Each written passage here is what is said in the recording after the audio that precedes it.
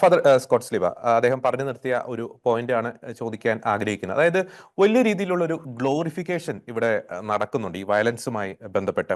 ഒരു 3 തലത്തിൽ വേണമെങ്കിൽ നമുക്ക് അതിനെ ഒന്ന് കാറ്റഗറൈസ് ചെയ്യാം. ഒന്ന്, അദ്ദേഹം പറഞ്ഞതുപോലെ നമുക്കറിയാം ഇപ്പോഴത്തെ ഒരു തലമുറ അംഗീകാരം ആഗ്രഹിക്കുന്നവരാണ്. ഒരു ഹൈപ്പർ സെൻസിറ്റീവ് എന്ന് വേണമെങ്കിൽ നമുക്ക് വിശേഷിപ്പിക്കും, ഒരു ജെന്നിസർ എന്നൊക്കെ വിശേഷിപ്പിക്കുന്ന തലമുറ.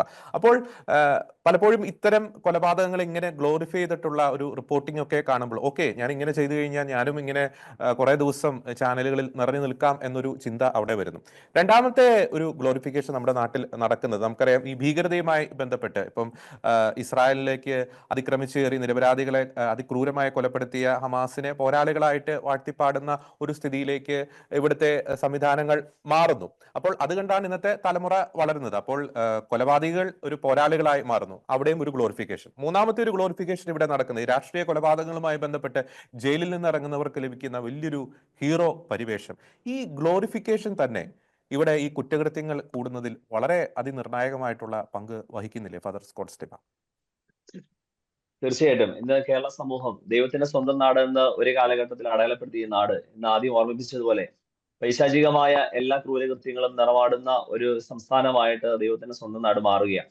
എങ്ങനെ ഇത്തരത്തിൽ മാറി എന്നുള്ളത് നമ്മൾ വസ്തുനിഷ്ഠമായിട്ട് പഠിച്ചു നോക്കുമ്പോൾ നമ്മൾ കഴിഞ്ഞ ഇടയ്ക്ക് ഒരു സിനിമ പറഞ്ഞത് narcotic is A dirty business എന്ന് പറഞ്ഞതുപോലെ സിനിമയ്ക്കകത്ത് അത് പറയുകയും അതിന്റെ പിന്നണിയിലും അതിന്റെ പശ്ചാത്തലങ്ങളും ഒക്കെ ഇത് തന്നെ കാണിക്കുന്നു. എനിക്ക് ഈ സിനിമ കാര്യങ്ങളുമായിട്ട് ഒന്ന് ചേർത്ത് അല്ലെങ്കിൽ ഗ്ലോറിഫിക്കേഷന്റെ ഭാഗമായിട്ട് സിനിമയെ ഉദ്ധരിച്ചതുകൊണ്ടൊന്ന് ഓർമ്മപ്പെടുത്താനായി എല്ലാം കാണിച്ചിട്ട് നിയമപരമായ മുന്നറിയിപ്പ് ഇത് ഉപയോഗിക്കരുത്, നിയമപരമായ മുന്നറിയിപ്പ്, അല്ലെ 18 വയസ്സിന് താഴെയുള്ള കുഞ്ഞുങ്ങളെ കാണരുത്, കൊണ്ടുപോകരുത്, ഇങ്ങനെ ഒരു തരത്തിലൂടെ ഇത് തെറ്റാണെന്ന് പറയുകയും അതിനെ മഹത്വവൽക്കരിക്കുന്ന രീതിയിലേക്ക് ഇത് പൊതുജനങ്ങളുടെ മധ്യത്തിലേക്ക് കൊണ്ടുവരികയും ചെയ്യുമ്പോൾ സത്യത്തിൽ ഇരട്ടത്താപ്പാണ് ഇവിടുത്തെ മുഴുവൻ മാധ്യമങ്ങളുടെയും മുഴുവൻ സിനിമാ മാധ്യമങ്ങളുടെയും ഒക്കെ നടത്തപ്പെടുക. ഈ ഓർമ്മപ്പെടുത്തിയതുപോലെ ഇന്ന് നമ്മൾ തീർച്ചയായിട്ടും നമ്മുടെ യുവജനങ്ങൾ ആഗ്രഹിക്കുന്ന ഒരു അംഗീകാരമുണ്ട്. പണ്ട് കാലങ്ങളിൽ ഇവിടെ ഒരു അധ്യാപിക ഉണ്ട്, ഇപ്പൊ ടീച്ചറിന്റെ കുറച്ചുകൂടെ കാര്യങ്ങൾ കൃത്യമായിട്ട് പറയാൻ സാധിക്കും. നമ്മുടെയൊക്കെ കലാലയങ്ങളിൽ അതിനുള്ള വേദികൾ ഉണ്ടായിരുന്നു. കലാലയങ്ങളിൽ നല്ല ക്ലബ്ബുകൾ ഉണ്ടായിരുന്നു, ചെറിയ ചെറിയ ക്ലബ്ബുകൾ ഉണ്ടായിരുന്നു. നമ്മുടെ നാട്ടിൽ ചെറിയ ചെറിയ ക്ലബ്ബുകൾ ഉണ്ടായിരുന്നു. ക്ലബ്ബുകളോട് ചേർന്ന് മത്സരങ്ങൾ ഉണ്ടായിരുന്നു. അവിടെ സ്പോർട്സ് ഉണ്ടായിരുന്നു, ആർട്സ് ഫെസ്റ്റുകൾ ഉണ്ടായിരുന്നു. നമ്മുടെ നാട്ടിലെ വായനശാലകൾ ഉണ്ടായിരുന്നു. വായനശാലകളോട് ചേർന്ന് വർഷത്തിലൊരിക്കല് വായനശാലകളുടെ അല്ലെങ്കിൽ പ്രത്യേകമായിട്ടുള്ള വായന ദിനവുമായി ബന്ധപ്പെട്ടൊക്കെയുള്ള മത്സരങ്ങൾ, അത്തരത്തിലുള്ള കാര്യങ്ങളുണ്ടായിരുന്നു. നമ്മുടെ നാടുകളിൽ ചെറിയ ചെറിയ ചർച്ചാ വേദികൾ ഉണ്ടായിരുന്നു. അവിടെയൊക്കെ രാഷ്ട്രീയ ബോധവും പൊതുബോധവും വളർത്തുന്ന രീതിയിലുള്ള ചർച്ചകൾ ഉണ്ടായിരുന്നു. നമ്മുടെ ക്ലബ്ബുകളോട് ചേർന്ന് നമ്മുടെ വായനശാലകളോട് ചേർന്ന് ചെറിയ ചെറിയ കൂട്ടായ്മകൾ ഉണ്ടായിരുന്നു. ഈ കൂട്ടായ്മകളിലൂടെ വളർന്നു വന്നവരൊക്കെയാണ് ഇന്ന് ഈ സമൂഹത്തിന്റെ നേതൃനിരയിൽ നിൽക്കുന്നവരും ഇന്ന് ഈ സമൂഹത്തിന്റെ നാനാ വിധങ്ങളായിട്ടുള്ള തുറകളിൽ വ്യക്തിമുദ്ര പതിപ്പിച്ചിട്ടുള്ള ആളുകളൊക്കെ വളർന്നു വന്നിട്ടുള്ളത് ഇതിങ്ങനെ ചെറിയ ചെറിയ ഗ്രാമപ്രദേശങ്ങളിലെ നല്ല നല്ല സൗഹൃദ കൂട്ടായ്മകളിലൂടെയാണ്. ഈ കൂട്ടായ്മകൾ അംഗീകരിക്കുവാനായിട്ട് സാധ്യമായിരുന്നു. പക്ഷെ ഇന്ന് നേരെ തിരിച്ച് അവനവനിലേക്ക് ചുരുങ്ങുന്ന ഒരു ഫോണിലേക്ക് ചുരുങ്ങുന്ന ലോകം മുഴുവൻ അവന്റെ വിരൽത്തുമ്പിലേക്ക് വന്നു കഴിഞ്ഞപ്പോൾ അവന്റെ അയൽപക്കത്ത് ആരാണെന്ന് അവൻ അറിയില്ല. അവന്റെ ചുറ്റും നടക്കുന്ന കാര്യങ്ങളെ കുറിച്ച് അവനൊന്നിനെ കുറിച്ച് ഒരു ബോധ്യമില്ലാതെ പോകുമ്പോൾ അവൻ കാണുന്നത് ഇത്തരത്തിലുള്ള വാഴ്ത്തിപ്പാടുന്നതും അതോടൊപ്പം തന്നെ ഇത്തരത്തിലുള്ള മഹത്വവൽക്കരിക്കുന്ന രാഷ്ട്രീയ കാര്യങ്ങൾ അല്ലെങ്കിൽ മറ്റ് പ്രവണതകളൊക്കെയാണ്. അപ്പോൾ തീർച്ചയായിട്ടും സ്വാഭാവികമായിട്ട് യുവജനങ്ങളുടെ ഇടയിൽ അതിനൊരു വലിയ സ്വാധീനമുണ്ട്. അതിന്റെ രീതിയിലേക്ക് പോയാൽ ഇങ്ങനെയൊക്കെ പോയാൽ നല്ലതാണെന്ന് പറയാൻ, അല്ലെങ്കിൽ നല്ലതാണ് കുറച്ച് നാളൊന്ന് ഫെയിമിൽ നിൽക്കാമെന്നുള്ള ധാരണയുണ്ട്. 2016 മുതൽ 2023 വരെ ഇന്നലെ ഒരു കണക്കുകൾ എവിടെയോ കാണാനിടയായി.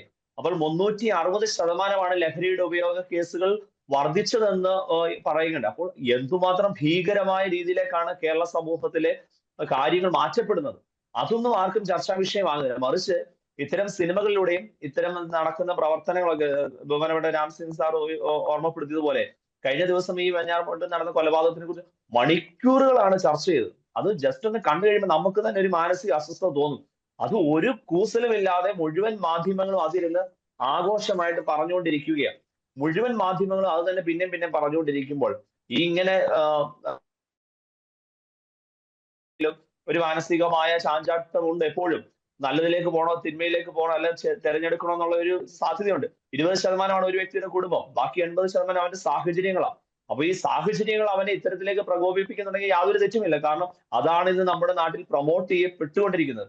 ഈ അംഗീകാരം കിട്ടാൻ വേണ്ടി നമ്മുടെ യുവജനങ്ങളൊക്കെ ഇങ്ങനെ പോകുന്നു എന്ന് പറയുമ്പോൾ നമ്മുടെ നാട്ടുകളിൽ നല്ല നല്ല സൗഹൃദ വേദികൾ രൂപപ്പെടണം, നല്ല കലാലയങ്ങൾ സൃഷ്ടിക്കപ്പെടുവാനായിട്ട് നമുക്ക് സാധിക്കണം, നല്ല ആശയ സംവാദങ്ങൾ നടക്കുന്ന ചെറിയ ചെറിയ ഗ്രൂപ്പുകൾ ഫോം ചെയ്യാനായിട്ട് നമുക്ക് സാധിക്കണം. ഇന്ന് ഈ ചിരി ക്ലബ്ബുകൾ പോലെയും അതോടൊപ്പം തന്നെ ഈ ഫ്ലാറ്റുകളിലൊക്കെ വൈകുന്നേരങ്ങളിൽ ചെറിയ ചെറിയ കൂട്ടായ്മകളൊക്കെ ഉണ്ടെന്ന് ഞാൻ ഇങ്ങനെ കേട്ടിട്ടുണ്ട്. എത്രത്തോളം അത് ഫലവത്തായിട്ട് നടക്കുന്നുണ്ടെന്ന് ചോദിച്ചാൽ എനിക്കറിയില്ല. പക്ഷേ അതിനേക്കാൾ ഉപരിയായിട്ട് നമ്മുടെ കലാലയങ്ങൾ, നമ്മുടെ കൊച്ചു സ്ഥല സ്കൂളുകൾ മുതലുള്ള മുതിർന്ന കലാലയങ്ങൾ വരെയുള്ളത് നല്ല നല്ല സൗഹൃദങ്ങൾ സ്ഥാപിക്കാൻ എത്ര നല്ല പ്രണയങ്ങൾ നമ്മുടെ നാട്ടിലുണ്ടായിരുന്നു. ഇന്ന് ആ പ്രണയങ്ങൾ പോലും മറ്റൊരു രീതിയിലേക്ക് ചിത്രീകരിക്കുന്ന രീതിയിലേക്ക് മാറ്റപ്പെട്ടുകൊണ്ടിരിക്കുക. ഇത്തരത്തിലുള്ള സിനിമകളിലൂടെയും ഇത്തരത്തിലുള്ള വൈകാരികമായ ഒരു ഉത്തേജനത്തിലൂടെ യുവജനങ്ങളെ വഴിതെറ്റിക്കുന്ന രീതിയിലേക്ക് മാറ്റപ്പെടുക.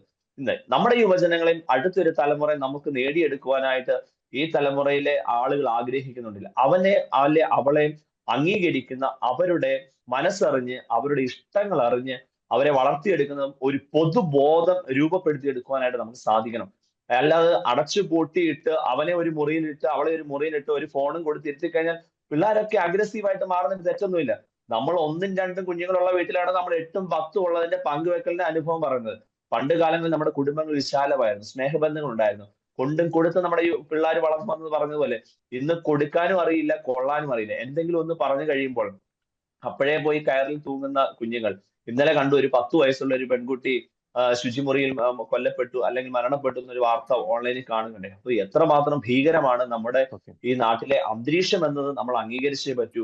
യെസ്. ഇതിനൊരു മാറ്റത്തിലേക്ക് പോകണമെങ്കിൽ നല്ല നല്ല കൂട്ടായ്മകൾ രൂപപ്പെട്ടുവെങ്കിൽ മാത്രമേ നമുക്ക് സാധിക്കുകയുള്ളൂ. അതിന് ഈ വാഴ്ചപ്പാടലുകളൊക്കെ മാറ്റിയിട്ട് ഇത് തെറ്റാണെന്ന് കൃത്യമായിട്ട് പറയുന്ന രീതിയിലേക്ക് നമ്മുടെ മാധ്യമങ്ങളും നമ്മുടെ പൊതുബോധവും രൂപപ്പെടണം.